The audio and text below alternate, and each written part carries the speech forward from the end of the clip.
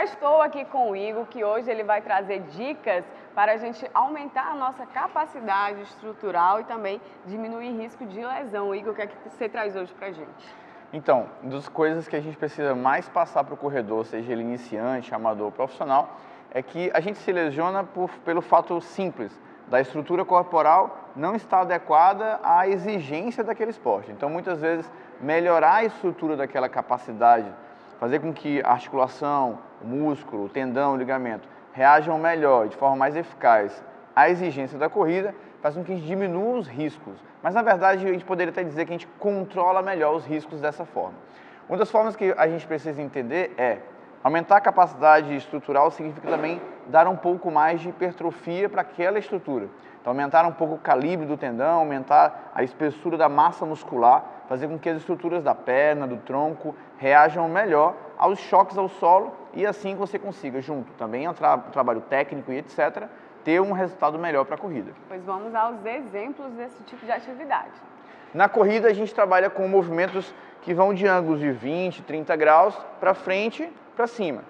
Então, mais do que interessante um agachamento completo, por exemplo, é você trabalhar o agachamento numa base semi, certo?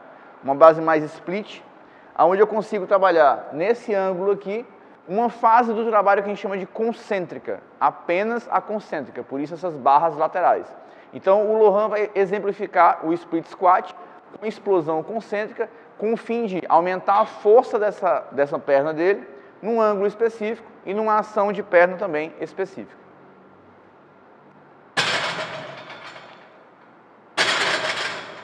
Nesse exercício não é tão interessante você trabalhar com volumes muito altos. É muito mais interessante um trabalho com menor volume e maior intensidade. Porque o que a gente quer fazer é que você tenha uma capacidade aumentada a nível de suportar cargas maiores. No choque ao solo, o tempo de contato ao solo é muito pequeno. 200 milissegundos, 300 milissegundos. Então, o nível de força que é exercido na tua estrutura corporal, de, por exemplo, essa panturrilha da perna, a gente chama de gastrocnêmio, e os tendões e o próprio pé, é muito maior do que esse peso, por exemplo. Então, a gente começa com cargas próximas do teu peso corporal. Por isso, a barra de segurança e por isso um ângulo menor, porque você tem capacidade de fazer mais força nos últimos ângulos, nos primeiros ângulos, na verdade, do joelho. Aqui é mais um exemplo de um exercício no qual a gente trabalha a fase geral, vamos dizer assim, que tem essa característica também de hipertrofia, além de trabalhar o estado específico daquela musculatura. Nesse exercício que o Lohan vai exemplificar para a gente, ele vai ficar numa posição horizontal, colocando o apoio das duas pernas, e nesse momento a gente consegue trabalhar o estado específico do qual o músculo da região lombar trabalha em sua melhor eficácia, dentro do estado da corrida, dentro do contexto da corrida. Então, nesse momento, a gente pode pensar o seguinte, você pode achar estranho a forma como ele se coloca nessa máquina, o momento que fica a articulação. Só que, como a gente está trabalhando com a forma mais específica do músculo, se torna muito mais seguro trabalhar dessa forma do que de outras formas que não são tão específicas assim. E como esse último exemplo para essa parte de hipertrofia numa fase geral, para os corredores, a gente vai trabalhar essa musculatura do quadríceps, a parte da frente aqui da sua perna.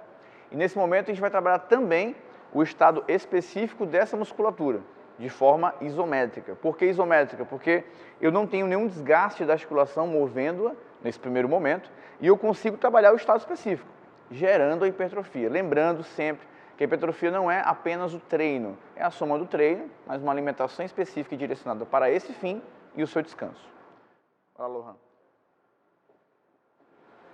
Ele vai se colocar numa posição onde ele coloca o quadril dele para fora do banco, a ponta do pé nesse ponto fixo, e eu gero uma alavanca de exigência máxima para essa musculatura do quadríceps. Eu fico nessa posição por 10, 15 segundos, troco a perna e faço isso 4 repetições, 6 repetições, entre 2 séries a 4 séries.